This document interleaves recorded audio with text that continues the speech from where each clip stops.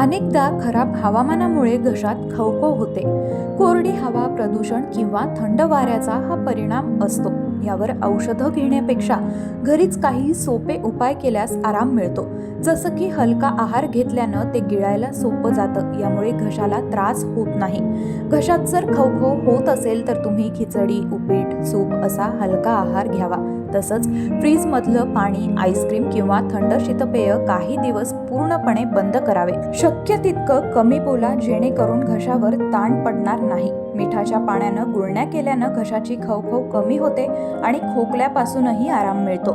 मीठ घशातील बॅक्टेरिया मारण्यास आणि सूज कमी करण्यास प्रभावी ठरतं. आलं हे अनेक आजारांवर प्रभावी उपाय आहे. त्याचे दाहक विरोधी गुणधर्म घशातील खवखव कमी करण्यास फायदेशीर ठरतात. संसर्गाचे आजार झाल्यास वाफ घेणं फायद्याचं ठरतं. यामुळे खोकल्यापासून आराम मिळतो. वाफ घेताना पाण्यात थोडं निलगिरीचं तेल टाका, यामुळे लवकरच बरं वाटतं.